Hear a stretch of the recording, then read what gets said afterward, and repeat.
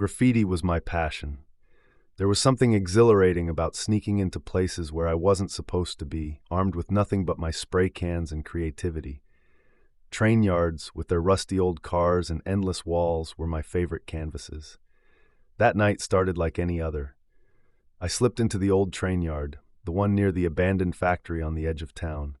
It was quiet, almost too quiet, but that's how I liked it. The moon hung low in the sky, casting a silver glow over the scene. I walked along the tracks, my backpack clinking with the sound of spray cans. The train yard was a maze of old cars and overgrown weeds. The place had been out of use for years, and it felt like a world frozen in time. I found my spot, a rusted boxcar that had once been bright red but was now a faded, chipped remnant of its former self. I pulled out my cans, shaking them to hear the familiar rattle. As I started spraying, the sound echoed through the empty yard, the hiss of paint meeting metal almost soothing. I was in my zone, lost in my art, when I heard the first strange noise. It was faint at first, like the rustle of leaves or the scurrying of a small animal. I paused, holding my breath, straining to hear. The night was still, the only sound the distant hum of the highway and the occasional chirp of crickets. I shook it off and continued spraying, but the noise came again, louder this time. It was the unmistakable sound of footsteps crunching on gravel. My heart rate quickened. I turned off my flashlight, plunging myself into darkness. I crouched behind the boxcar, listening intently. The footsteps grew closer, slow and deliberate. I peered around the corner, expecting to see a security guard or maybe another graffiti artist, but there was no one. I waited, barely breathing, until the footsteps stopped. Cautiously, I turned my flashlight back on and resumed my work, trying to shake off the unease. I had just finished a large piece when I heard a whisper. It was faint, almost drowned out by the night sounds, but it was there. "Leave." I spun around, shining my flashlight in all directions. The beam cut through the darkness, illuminating empty tracks and abandoned cars. There was no one there. My pulse raced, but I told myself it was just my imagination. The wind could play tricks on you in a place like this. I packed up my gear, deciding it was time to leave. As I walked back toward the entrance, I caught a glimpse of something out of the corner of my eye. A shadow moved swiftly between two train cars. I stopped, shining my flashlight in the direction of the movement. "Who's there?" I called out, trying to keep my voice steady. Silence. The hair on the back of my neck stood up, and I felt a cold sweat break out on my forehead. I continued walking, faster this time, glancing over my shoulder every few steps. When I reached the gate, I found it closed. I distinctly remembered leaving it open. Panic set in as I fumbled with the latch, finally managing to pry it open and slip through. I was almost to my car when I heard the footsteps again, this time running. I broke into a sprint, my heart pounding in my chest. The footsteps were right behind me, gaining on me. I didn't dare look back. I reached my car, yanked the door open, and jumped inside, slamming the door shut and locking it. Breathless, I looked through the windshield and saw a figure standing at the edge of the train yard. It was too dark to make out any features, but I could feel its gaze piercing through me. The figure stood there, motionless, as if daring me to come back. I started the car and floored it, speeding out of there as fast as I could. My mind raced with questions. Who was that? What did they want? I glanced in the rearview mirror, expecting to see the figure still standing there, but the road behind me was empty. I drove home in silence, my hands gripping the steering wheel tightly. When I finally got home, I locked all the doors and windows, double-checking each one. I didn't sleep that night. Every sound, every creak of the house made my heart race. The next day, I told a friend about what had happened. He suggested we go back together during the day to check it out. Reluctantly, I agreed. We arrived at the train yard in the early afternoon. The place looked different in the daylight, less intimidating, but the memory of the night before still sent chills down my spine. We walked through the yard, inspecting the area where I had been. My graffiti was still there, untouched. As we explored, we found something that made my blood run cold. In the dirt, near the boxcar I had been painting, were footprints. They led away from the spot where I had seen the figure, disappearing into the weeds. "Let's get out of here," I said, my voice shaking. We left the train yard, and I vowed never to return. But the nightmare didn't end there. Over the next few weeks, I couldn't shake the feeling of being watched. I saw shadows moving in the corners of my vision, heard whispers when I was alone. One night, I woke up to find a message scrawled on my bedroom window, written in what looked like mud. Leave. I moved out of my apartment, hoping to escape whatever was haunting me. The strange occurrences stopped, but the fear lingered. I never went back to that train yard, and I gave up graffiti altogether. The thrill of tagging wasn't worth the terror that followed. I don't know who or what I encountered that night, but I learned that some places are best left alone. Growing up in a small town, there were always ghost stories circulating, and the legend of the phantom train was one of the most popular. It was said that late at night, on the abandoned tracks that ran through the outskirts of town, you could hear the whistle of a ghostly train that vanished years ago. As a teenager, I never believed in such things, but one night, curiosity got the better of me.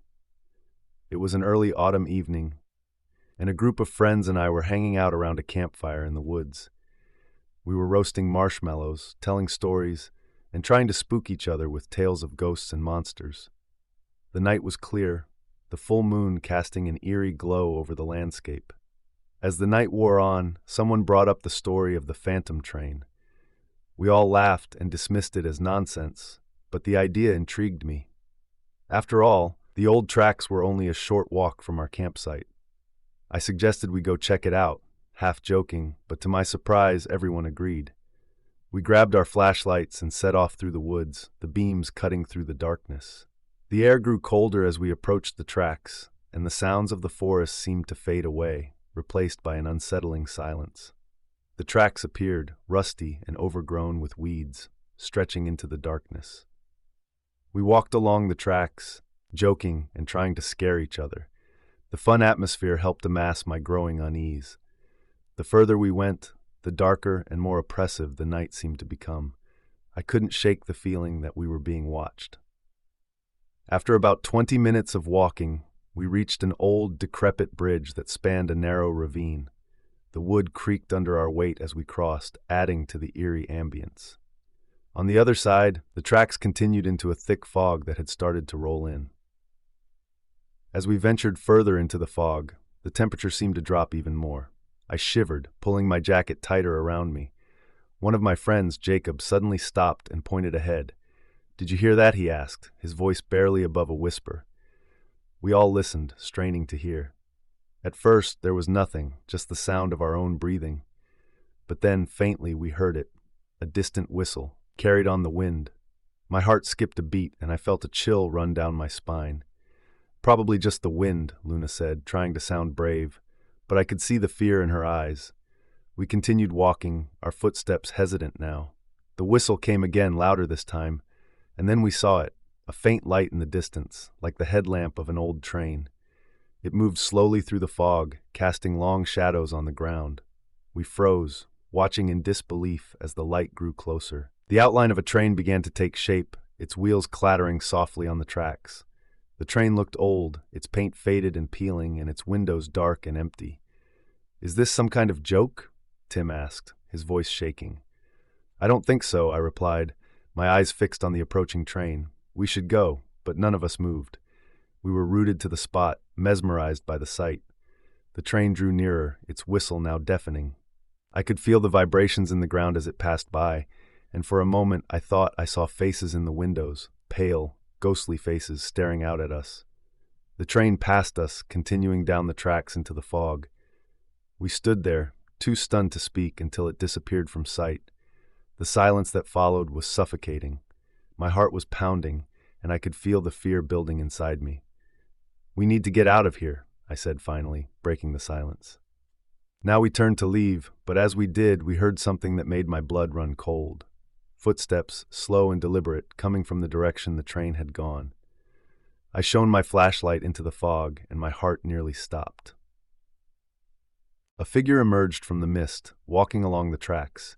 It was a man, dressed in old-fashioned conductor's uniform, his face pale and expressionless. He moved with a strange, unnatural gait, his eyes fixed on us. We backed away, our flashlight shaking. "Who are you?" Jacob called out, his voice trembling. The figure didn't answer. He just kept walking toward us, his eyes never leaving ours.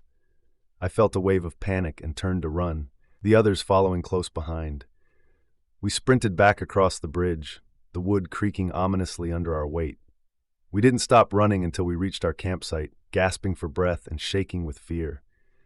We huddled around the fire, trying to make sense of what we had seen. The fog had lifted, and the night was still and quiet once more. "What the hell was that?"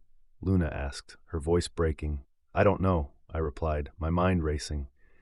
"But I'm not going back there." We decided to pack up and leave, the fear still fresh in our minds. As we walked back to our cars, I glanced back at the woods, half expecting to see the figure following us. But there was nothing, just the dark silhouettes of the trees. For weeks after that night, I couldn't shake the feeling of being watched.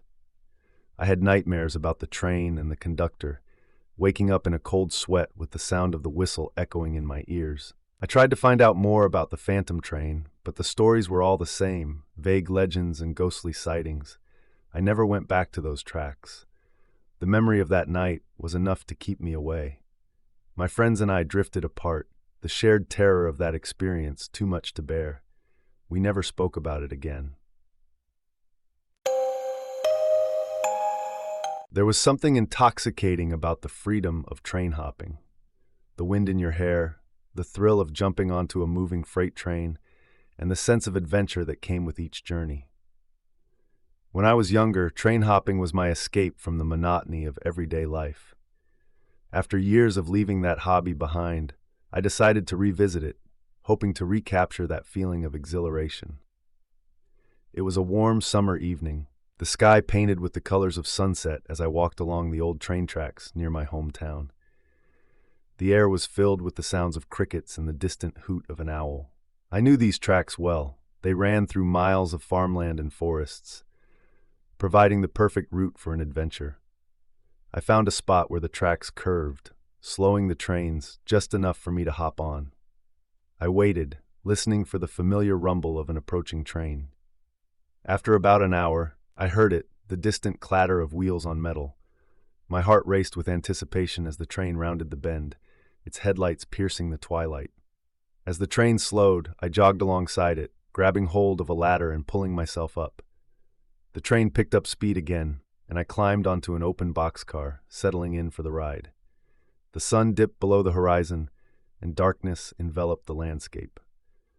The night air was cool and refreshing, and I leaned back against the side of the boxcar, enjoying the ride. The rhythmic clatter of the train wheels was soothing, and I felt a sense of peace wash over me. As the train sped through the countryside, I watched the stars twinkle above, feeling a connection to the vastness of the world. But as the night wore on, that sense of peace began to wane. I started hearing strange noises, soft, almost imperceptible sounds that seemed out of place. At first, I dismissed them as the creaks and groans of the old train, but the noises grew more distinct. It sounded like someone was whispering, their voice carried away by the wind. I sat up, my heart pounding. "Is someone there?" I called out, my voice swallowed by the night. There was no response, just the steady clatter of the train. I stood up and shone my flashlight around the boxcar, illuminating the empty space. I tried to shake off the feeling of unease and settled back down, but the whispers continued, growing louder. I couldn't make out any words, but the tone was menacing, filled with a cold, unsettling malice. I felt a chill run down my spine, and I knew I wasn't alone. I turned my flashlight towards the far end of the boxcar, and that's when I saw it, a figure, crouched in the shadows. My breath caught in my throat as I tried to make out any details, but the figure remained obscured by darkness. "Who are you?" I demanded, trying to keep my voice steady. The figure didn't move or respond. It just crouched there, watching me. My mind raced with possibilities. Was it another train hopper, a drifter, or something else entirely? The train rumbled on, the landscape speeding past in a blur. I kept my flashlight trained on the figure, my heart pounding in my chest. I wanted to move, to jump off the train and run, but fear kept me rooted in place. Finally, the figure stood up, slowly and deliberately. It stepped into the beam of my flashlight, revealing a gaunt, pale face with hollow eyes. The sight sent a wave of terror through me, and I stumbled backward, my back hitting the side of the boxcar. "What do you want?" I shouted, my voice breaking. The figure didn't answer.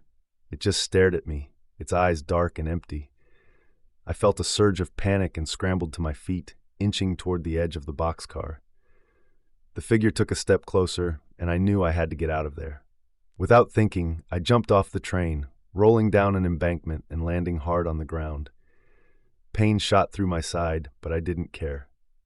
I scrambled to my feet and looked back at the train, which was now disappearing into the distance. The figure stood at the edge of the boxcar, watching me. Its silhouette was stark against the moonlit sky, and I felt its gaze burning into me. I turned and ran, my heart pounding, the whispers still echoing in my ears. I didn't stop running until I reached a small town about a mile away. I collapsed on a bench at the train station, gasping for breath. My mind racing with fear and confusion. I couldn't shake the image of the figure, its hollow eyes staring into my soul. I decided to wait until morning before heading home. The train station was deserted, and I felt a sense of safety in the familiarity of the place. As the first light of dawn broke over the horizon, I finally began to relax. When I returned home, I told my girlfriend what I had seen. She laughed it off, saying I must have been imagining things or that it was just a drifter trying to scare me. But I knew what I had seen, and the memory haunted me. I never hopped a train again. The thrill of the adventure had been replaced by a deep-seated fear that I couldn't shake. Every time I heard the distant rumble of a train, I felt a chill run down my spine, and the whispers would return, echoing in my mind.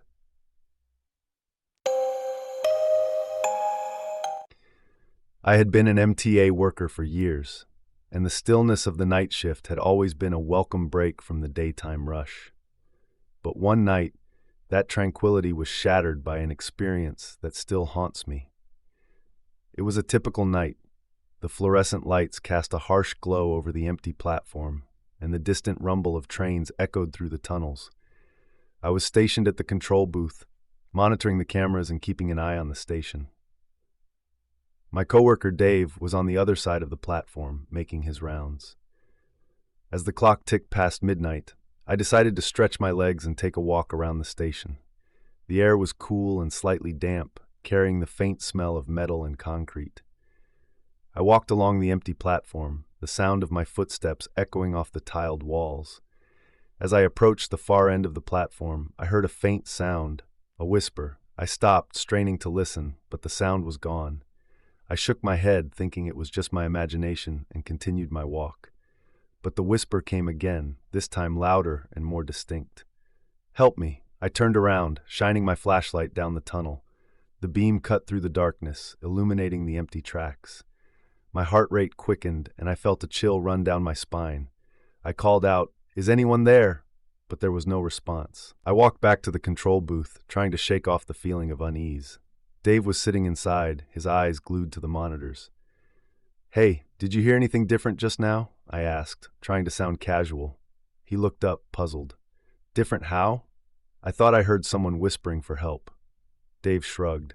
"Probably just the wind in the tunnels. This place can play tricks on you at night." I nodded, but the uneasy feeling lingered. I sat down at my desk, keeping a close eye on the monitors. The station remained empty, the platforms deserted. About an hour later, as I was reviewing some paperwork, I noticed something on one of the cameras. A figure was standing at the far end of the platform, half hidden in the shadows. My heart skipped a beat, and I leaned closer to the screen, trying to get a better look. "Dave, come here," I called, my voice trembling. He joined me at the monitor, his expression serious. "Who is that?" he asked, his eyes narrowing. "I don't know. It doesn't look like a passenger." The figure was motionless, just standing there, watching the camera. I picked up the radio and called out, "Hey, you down there? The station is closed. You need to leave." The figure didn't move or respond. Dave and I exchanged a nervous glance. "I'll go check it out," he said, grabbing his flashlight. I watched on the monitor as Dave made his way down the platform, his flashlight beam dancing through the darkness. He reached the spot where the figure had been standing, but there was no one there. Dave turned and looked back at the camera, shrugging. I felt an out of fear tighten in my stomach. Maybe it was just a shadow, I said, trying to reassure myself. But deep down, I knew something was wrong. As the night wore on, the sense of unease grew stronger. I kept hearing faint whispers, seeing flickers of movement out of the corner of my eye. I tried to focus on my work, but my mind kept drifting back to the figure on the platform. Around 3 a.m., the whispers grew louder, more insistent. They seemed to be coming from the tunnels, echoing through the station. I walked over to the edge of the platform, shining my flashlight down the tracks. "Help me, please." The voice was closer now, almost right behind me. I spun around, my heart pounding, but there was no one there. I backed away, my breath coming in short gasps. Dave returned, his face pale. "Did you hear that?" he asked, his voice shaking. "Yeah," I replied, my hands trembling. "We need to find out what's going on." We decided to search the tunnels together, hoping to find the source of the whispers. The air grew colder as we ventured deeper into the darkness, our flashlights barely piercing the gloom. The whispers grew louder, more desperate. As we rounded a bend, we saw the figure again, standing in the middle of the tracks. This time it was clearer. A man, his clothes tattered and dirty, his face twisted in agony. "Help me," he whispered, reaching out a hand. We froze, fear paralyzing us. The man's eyes were hollow, his skin pale and translucent. He took a step toward us, and we backed away, our flashlights shaking. "Who are you?" Dave demanded, his voice trembling. The man didn't answer. He kept moving closer, his hand outstretched. The air grew colder, and I felt a wave of dread wash over me. We turned and ran, our footsteps echoing through the tunnels. The whispers followed us, growing louder and more frantic. We burst out onto the platform, gasping for breath, and ran back to the control booth. We locked the door behind us, our hearts pounding. The whispers continued, now coming from all around us. The figure appeared on the monitors again, this time closer, moving slowly toward the booth. "We need to get out of here," Dave said, his voice shaking. I nodded, grabbing my back. We made a run for the exit, the whispers echoing in our ears. As we reached the street, the whispers stopped, replaced by the distant sounds of the city. We reported the incident to our supervisor, who promised to investigate. The next night, we were both reassigned to different stations. I never worked at High Street Station again, but the memory of that night stayed with me. I couldn't shake the feeling that the figure was still there, waiting in the darkness. The station, once a place of routine and familiarity, had become a source of fear and uncertainty. If you enjoyed this video, make sure to subscribe to our channel and hit the like button for more terrifying tales. See you in the next video.